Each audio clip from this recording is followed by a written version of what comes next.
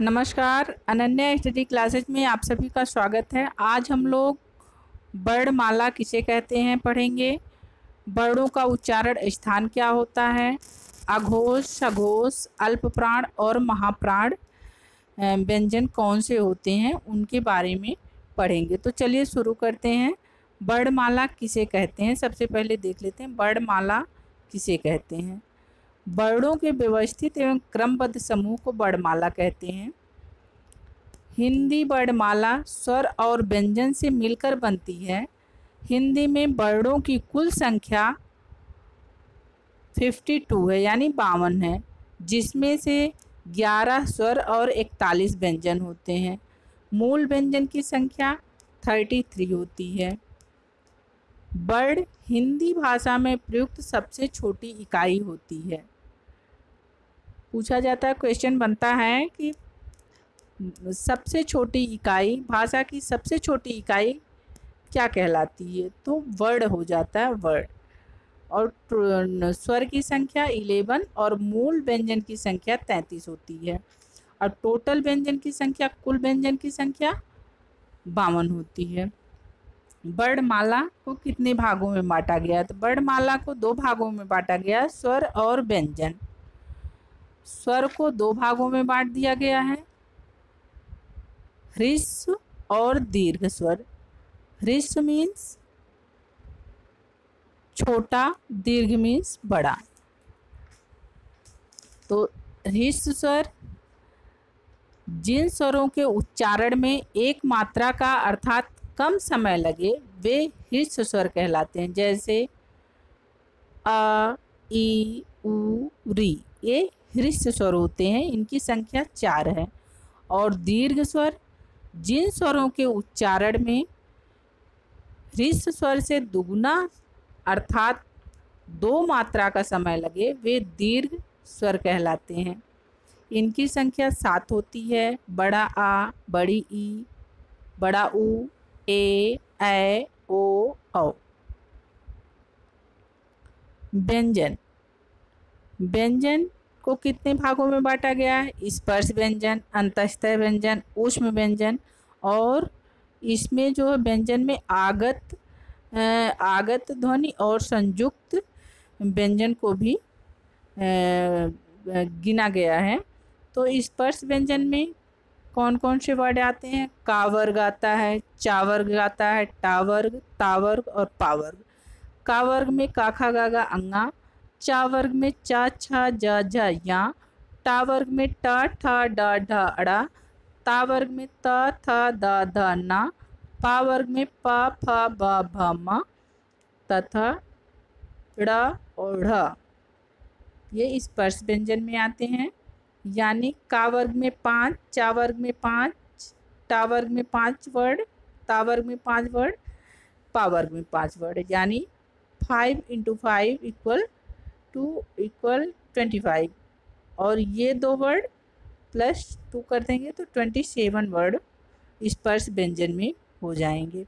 अंतस्थ व्यंजन या र ल वा, ये 4 वर्ड अंतस्थ में आते हैं। उसमें व्यंजन बड़ा सा, खष्टी सा, छोटा सा इसको बोलते हैं, या तो आप ऐसे भी बोल सकते हैं शा, शा, स, हा, ये 4 वर्ड होते हैं। आगत में ज, फ। संयुक्त व्यंजन में छ, त्र, ज्ञा, स्रा। ये संयुक्त मीन्स 2 व्यंजनों के जोड़ने पर जो वर्ड बनता है वो संयुक्त व्यंजन कहलाता है। जैसे का हलंत खष्टी शा बराबर छ, त्रा ता हलंत प्लस रा बराबर त्रा, ज्ञा जा हलंत प्लस या बराबर ज्ञा, स्रा बड़ा शा हलंत रा बराबर स्रा। इनकी संयुक्त व्यंजन की संख्या 4 होती है। अब कुल स्वरों की संख्या 11 होती है, कुल व्यंजन की संख्या 41 होती है। टोटल कितने हो गए, 52 वर्ड हो गए। व्यंजन की संख्या कितनी हो गई, 52। और मूल व्यंजन हमने बताया है, मूल व्यंजन की संख्या 33 ही होती है। वर्णों का उच्चारण स्थान, वर्णों का उच्चारण स्थान होता है कंठ, तालु, मूर्धा, दंत, ओष्ठ, नासिका, कंठ, तालु, कंठोष्ठ और दंतोष्ठ। तो इनमें जो है स्वर भी आते हैं, व्यंजन भी आता है, अंतस्तर भी आते हैं, ऊष्म भी आते हैं, ऊष्म वर्ण भी आते हैं। तो कंठ में, कंठ के उच्चारण स्थान में कौन कौन से वर्ड आते हैं वो देख लेते हैं। छोटा अ, बड़ा अ, क, ख, ग, घ, अंगा और ह, अह एक कंठ में आते हैं। तालु, छोटी ई, बड़ी ई और चा वर्ग, च, छ, ज, झ, या और श ये तालु में आते हैं। और मूर्धा, री, री, टा वर्ग, ट, ठ, ड, ढ, ड़ा, रा और श ये मूर्धा में आते हैं। दंत में री, तावर, त, थ, द, ध, ना, ला और शा ये दंत में आते हैं। ओष्ठ, उ, पावर, प, फ, ब, भ, म। नासिका, स्पर्श व्यंजन का पांचवा अक्षर नासिका में आता है।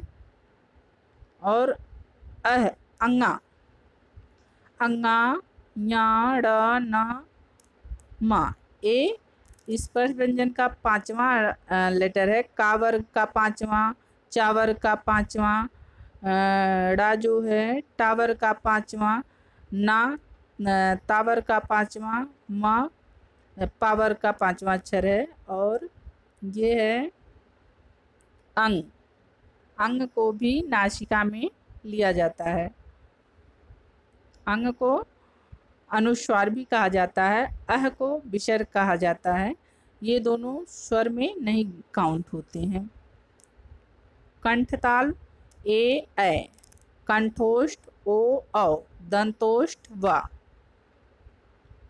कंठ, कंठ मीन्स कंठ से, गले से बोले जाने वाला वर्ड कंठ कहलाता। तालु, तालु से बोले जाने वाला वर्ड तालव्य या तालु कहलाता है। मूर्धा, जब हमारी जीभ मुड़कर ऊपर, जिह्वा का अग्रभाग मुड़कर ऊपर टच होते हुए वर्ड का उच्चारण करता है तो वह मूर्धा कहलाता है। दंत, जब वर्डों का उच्चारण दांत के माध्यम से होता है, दांत जब हमारी जिह्वा दांत को टच करते हुए बोलती है, उच्चारण करती है तो वो दंत कहलाती है। ओष्ठ, ओष्ठ का उच्चारण ओठ के सहारे होता है। नासिका, नासिका जो है हमारे नाक से बोली जाने वाले वर्ड होते हैं। कंठ, तालु, कंठ और तालु के सहारे बोले जाने वाला वर्ड होता है।